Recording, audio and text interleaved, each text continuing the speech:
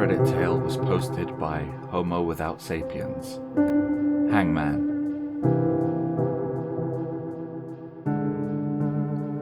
I leaned back in my chair, groaning as my sore back protested with crackling discomfort, and rubbed my eyes. I wasn't cut out for this kind of work, although I didn't have much of a choice now. Blinking blearily through the phosphine swimming in my vision, my eyes slowly focused on a small black shape in the upper right corner of my cubicle.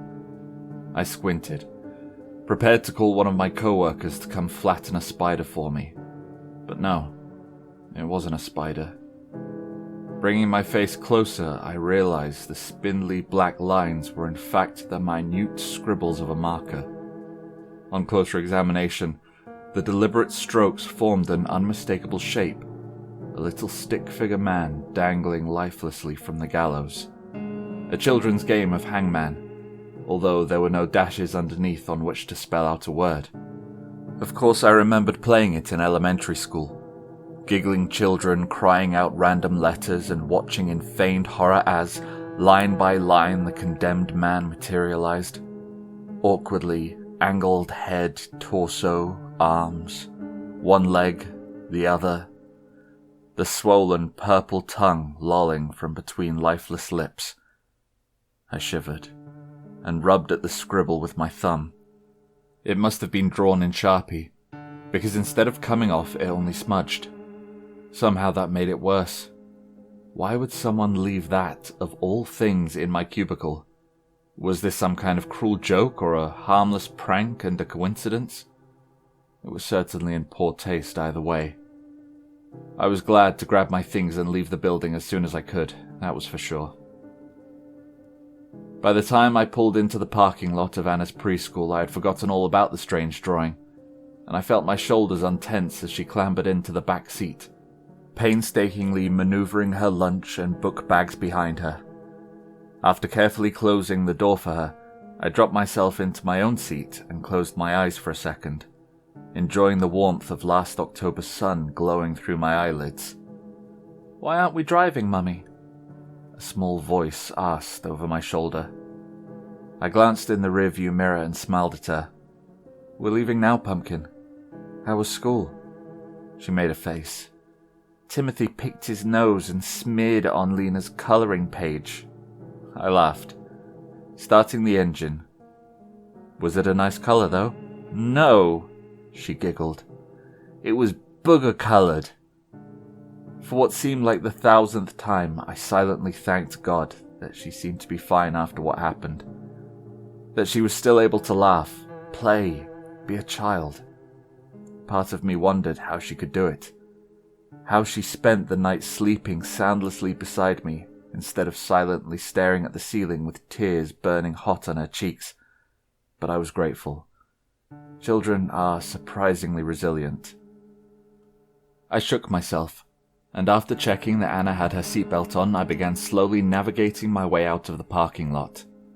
As I drove slowly past the basketball court, something caught my eye. Children waiting to be picked up were drawing on the asphalt with chalk, and there, a circle, a line, the chalk scraping downward to form two arms. I slammed on the gas, speeding out onto the road and barely avoiding the oncoming traffic as Anna shrieked in the back seat. I gripped the steering wheel and tried to slow my breathing. It was just a coincidence. A really weird coincidence. "Sorry about that, Pumpkin. I won't do it again," I reassured the wide eyes staring at me in the mirror. The rest of the drive was spent in silence as I tried to wrap my head around what had happened. Maybe they had always been around and I was only noticing them now because they were on my mind. But why today? Of course it was today. Today, 1 year ago. 1 year since the dangling of the feet, the creaking of the rope. Since grabbing Anna and carrying her outside, waiting minutes, hours, years for the ambulance to arrive. Blinking furiously to clear the water obscuring my view of the road, I suppressed a gag and stepped on the gas. Closing the microwave door on our leftovers, I walked into the living room to check on Anna doing her homework.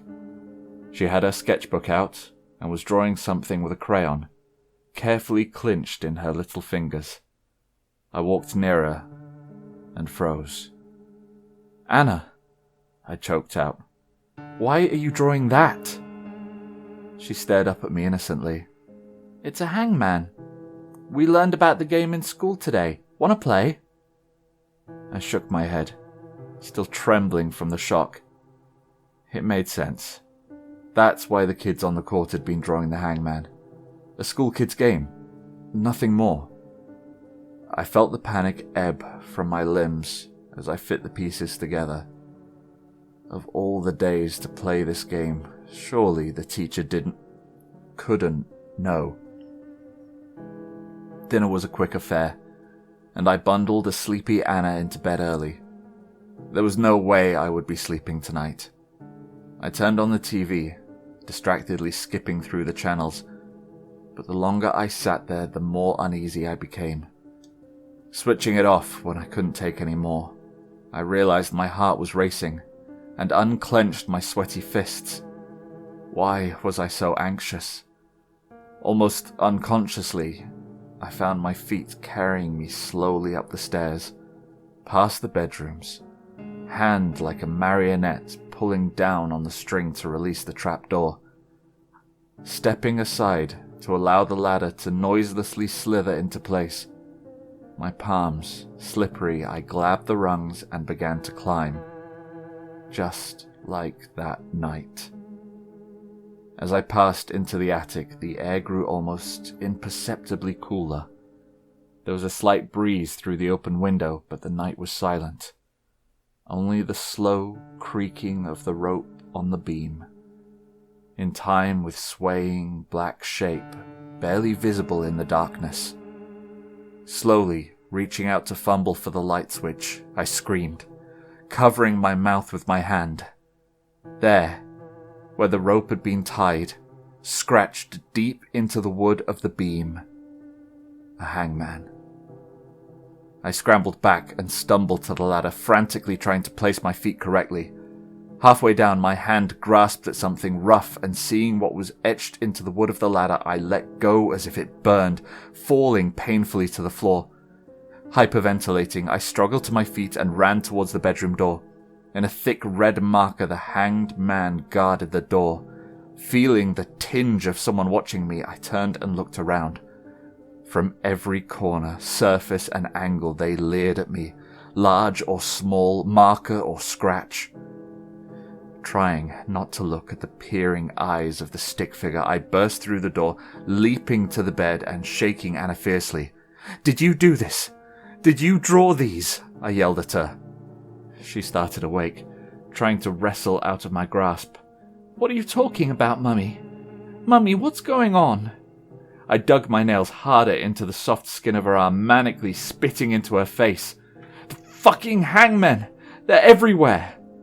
I realized she was crying, and tried to get control of myself. Of course she didn't put them there. She wouldn't have had time to. Even if she could reach all those places. I put my forehead in my hands for a moment, trying to think. Okay. We're going to take a little trip. There's a problem with the house. We're going to be fine, but we need to leave now, okay, Pumpkin?" She was clearly shaken, but she nodded, and I picked her up and started running. I tried not to look, but wherever I glanced, there they were. Was it my imagination? Or were they moving? Squirming on the rope below the scaffold. Whacking my elbow as I burst through the garage door, I shoved her into the back seat of the car, then leaped in and slammed the door behind myself. My panic rose as I waited for the garage door to open. Was it always this slow? Finally, it rose high enough to pass under, and I floored it out. My breathing didn't slow until we were speeding down the highway. I already regretted yelling at Anna. What an awful mother I was. I must have scared her terribly. I glanced down at my hands and was horrified to see blood encrusted under my fingernails. How could I have done that to my own daughter? A bruise already forming on my cheek. I gaped at him. What the fuck is wrong with you? I've had enough. We're leaving. I grabbed Anna and turned to walk to the door. No, please, I didn't mean it. I'm sorry, please. Claire, come back. His tone changed. If you leave me, I'm going to fucking kill myself. I looked back at him over my shoulder. Good. I hope you do. The memories refused to stop flooding into my mind, no matter how hard I tried to beat them back. Now that I was no longer running, nothing distracted me from the guilt and terror. I tried to strangle my sobs, and half whispered to Anna to put her seatbelt on. As I zoned out, staring at the monotonous road, I didn't even question that my hands on the wheel were turning me off the highway on an unfamiliar exit. I didn't slow, and as we sped down the narrow road, it began to wind and turn as we entered the countryside. Eventually, there were no more street lamps. There was nothing to see but the darkness and the ugly asphalt in my headlights. And still, I didn't slow. I turned sharply around a corner. Out of the blackness flashed a reflective street sign. Emblazoned with bold black spray paint, the Hanged Man seemed to leap at me, and instinctively, I jerked on the wheel and swerved off the road and into a tree. I came to, just long enough to feel the seatbelt tightening around my throat. There was only silence and death in the back of the car. As my vision faded to black, I fancied that the blood splattered on the broken windshield seemed to drip into a familiar shape. Yes, it did look an awful lot like a noose. Hi everyone, the Archivist here. Thanks for listening to this story. If you want to hear more like this, make sure you go check out the rest of the channel, and if you have any suggestions for stories that you'd like me to read, make sure you DM me over at Twitter at archivist_the. Thanks again for listening, and remember to like, share, and subscribe.